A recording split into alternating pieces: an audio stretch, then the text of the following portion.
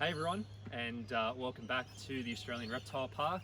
My name's Jake, I'm one of the reptile keepers here, and we're back with another live video.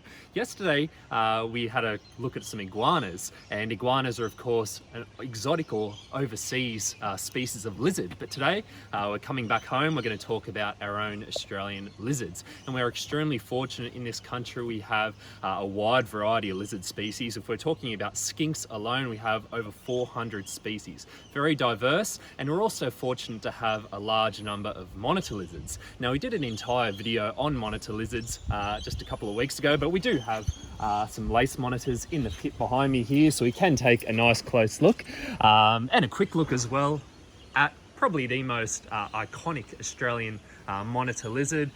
This is undoubtedly the most common species of monitor that we have along the east coast of Australia, and one that many of you may have seen, particularly in our national parks here along the east coast. They're a very common species of goanna or monitor lizard, and we have about 30 species.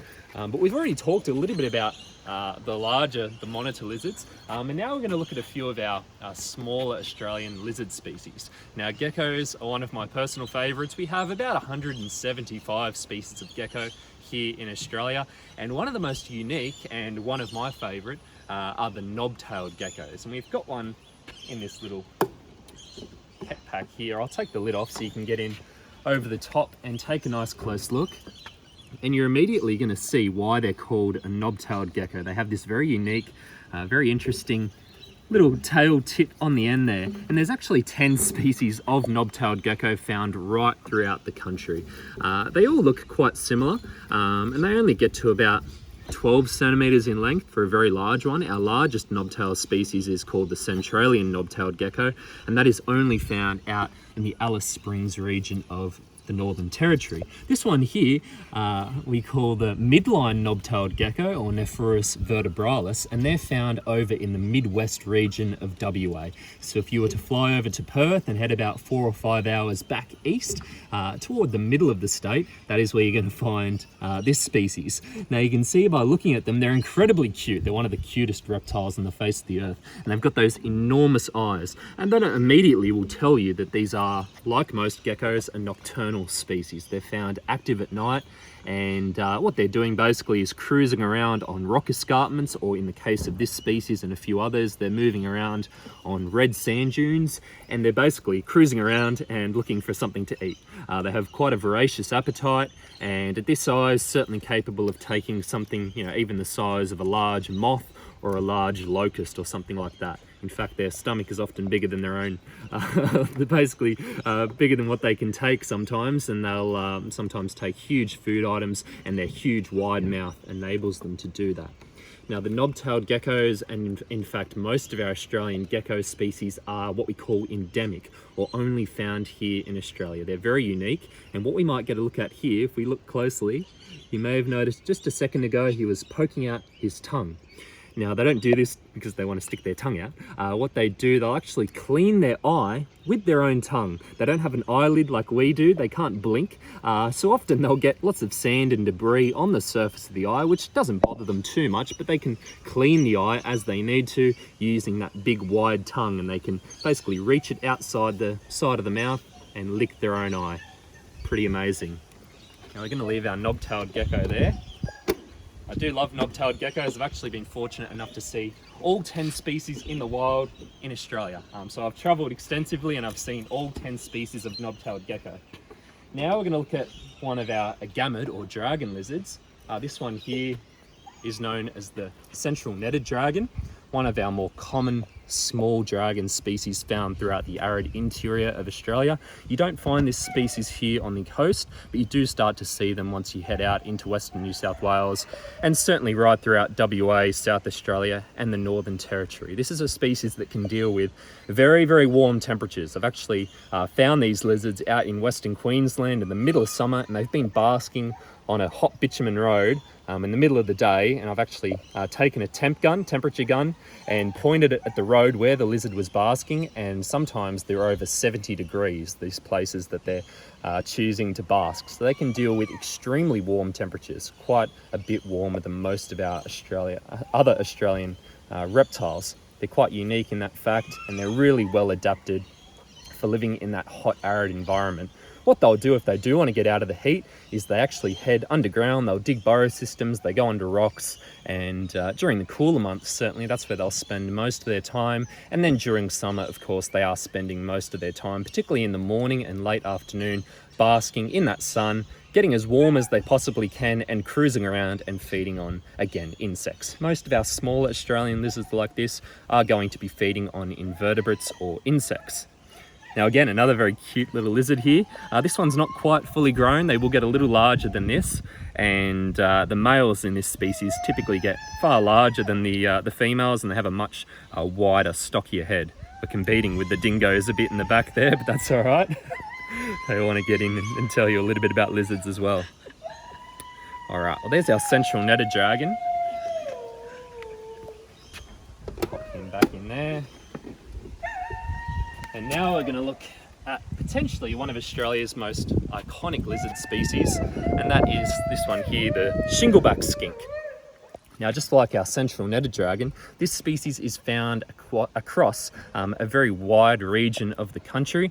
They're a member of the blue-tongued skink family, so they're in the same genus as all of the blue-tongued species, which is known as Tahlequah, and you would have noticed that blue tongue when he sticks it out every now and again.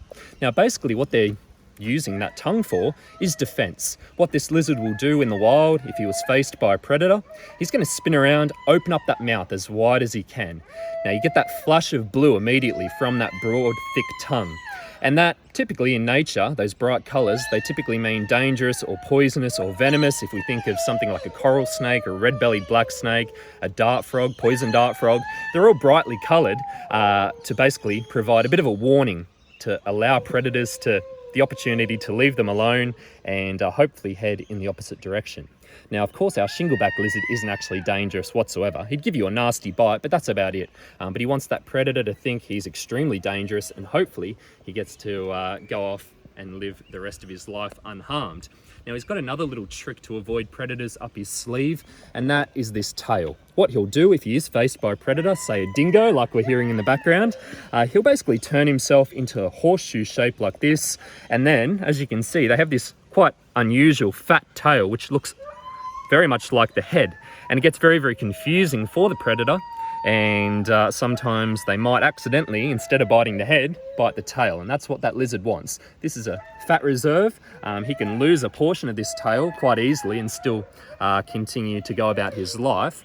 But if he loses the head, of course, he's not going to be able to do that. So that's a little predator deterrence thing that he can do, and hopefully he's going to live for a very long time. They can live for a fairly long time, and one of the unique things about shingleback skinks is that they are what we call monogamous, which means they partner up for life. They're very romantic. So the males, when they reach sexual maturity, they're going to find a female shingleback. They'll follow her around during the breeding season. They mate with her, and then once that breeding season has finished, they go off and they head in their opposite directions, and then the following breeding season, those two exact lizards will find each other again, and then they mate together again, and they live their lives together. Quite cute. Now we're going to pop our shingleback lizard in here, or shingleback skink, one of our largest skinks that we have here in Australia. And then we're going to look at another very iconic lizard species. This one here, I'm sure many of you would have seen if you visited the reptile park. All you have to do is head to the entrance of the park, and you would have seen a very large model replica frilled neck dragon. And that's what we have here. This is a young male. He's quite a bit adventurous here. He's probably going to sit up on my shoulder, which is all right. He can do that. And this species is found in the northern tropical regions of the country. Now, they get that name frilled dragon because they have these, oh, where are you going? They have these flaps of skin behind the head, which they can actually expand. I'll see if he wants to allow us to kind of do it there. And what he's doing is making himself look larger and more threatening than he actually is. He makes himself really large. He puffs the throat out, opens the mouth, puffs that frill out, and hopefully, just like the shingleback, that will deter the predator, and that frilly can, again, go about the rest of his day, and he remains unharmed. Now, this is, again, a dragon lizard, same family as our central netted dragon that we saw before. But unlike the central netted dragon, which is spending a lot of time down on the ground, moving around, living in burrows, the frilled neck dragon is almost strictly arboreal. So they're spending their time up in the trees. They're up there basking. They have a really good vantage point from high in a tree. They can scan the surrounding area and search for insects. When they see one, they'll run down, they'll grab it, and then they pretty well head straight back up again. So they're almost strictly arboreal in that respect. Again, one of our most iconic, famous Australian lizards. And again, you find these in the northern parts of the country. In fact, Darwin, even within the city itself, is one of the best places in Australia to see frilled dragons. One of our favourites here. They're very unique and very iconic. We might grab the shingleback out just so we can answer a few questions about the physicalities of lizards. So one of the questions coming through is, do lizards have ears? They do. I'll grab our shingleback here. It might be a little bit hard to see, but if you look behind there, there is a tiny little slot, and that is this lizard's ear. Now, they're very different to snakes in that respect. Snakes do not have ears, and that is one of the very easy ways to tell the difference between a legless lizard, which we have many of here in Australia, and a snake. So whilst they are lizards and they have no legs and look very similar to a snake, they will always have that external ear opening, and it's a very easy way to tell the difference between the two. If you look at our, not an Australian lizard, but our Komodo dragons, they have a huge ear just on the side of their head. It almost looks like a hole in the side of their head, and that is their ear. But on these smaller species, it can be quite hard to see, particularly on this shingleback right now, because it's tucked right away behind the head here. They have quite a triangular shaped head, and the ears slit right back in there. So are lizards like snakes in the way, do they smell with their tongue, or do they use their nostrils to smell? So they certainly do have nostrils. You'll see right there on the end of the snout. But same deal as a snake, not quite as sensitive as a snake, but they do possess what we call a Jacobson's organ, which is in the roof of the mouth, which does enable them to pick up on scent particles and basically relays a message to the brain and allows them to get a bit of an idea as to what's going on around them using that tongue. Now, the monitor lizards in particular are very similar to snakes. They've got a highly evolved sensory system in the tongue, and that is quite a sensitive system, and they're far more advanced than some of the other lizard species. Do all lizards have the same kind of diet, or does it change between lizards? No, it varies quite a bit. Some lizards are what we call omnivorous, which means they're feeding on invertebrates, but they're also feeding on vegetation, and a central netted dragon is certainly an example of that. He would be feeding out in the wild on some weeds, some grasses, some flowers, but then again he's also going to feed on insect prey. This shingleback skink here is very similar, whereas your monitor lizards and most of your geckos, they're feeding pretty well strictly on meat. They're feeding on invertebrates and small mammals and things like that. Can lizards be venomous? They can. Not here in Australia, but overseas, over in the United States and Mexico, there is 2 species of true venomous lizard, which are known as the bearded lizard and the Gila monster. We have Gila monsters here at the reptile park. But in saying that, and it can get a bit controversial sometimes, the monitor lizards, which we have many of here in Australia, about 30 species, they do possess quite a rudimentary venom, which can sometimes cause a little bit of pain and localized swelling, even in some of our smaller Australian species. So 2 true venomous lizard species, but the monitor lizards could potentially be classified as venomous. It depends on the way you look at it. Talking about monitor lizards, there's been a lot of footage in the media of people being chased by monitor and goanna lizards in campgrounds. What's your advice to people in those situations? The most important thing you can do if you do see a monitor lizard out in the wild, even within a campground in a national park, is keep a clear distance from it. You don't want to go too close to it, because sometimes, particularly with the big males, they can get very confident, and over time they can start to see humans as a source of food. Say people over the years have been feeding a big male lace monitor sausages every now and again, he's going to associate people with food. And sometimes in that circumstance they can get a little bit adventurous. They might approach you, they may even come up right to your feet, they'll tongue flick you, potentially even in some cases climb up the person. Now that's a very rare thing to happen. It doesn't happen very regularly at all. But with those big male monitor lizards, they do get big, they do get confident, and yeah, there is a chance that something like that could happen. But the best thing to do to avoid that is to never ever feed any wild animal, particularly monitor lizards, which can get very voracious when it comes to food.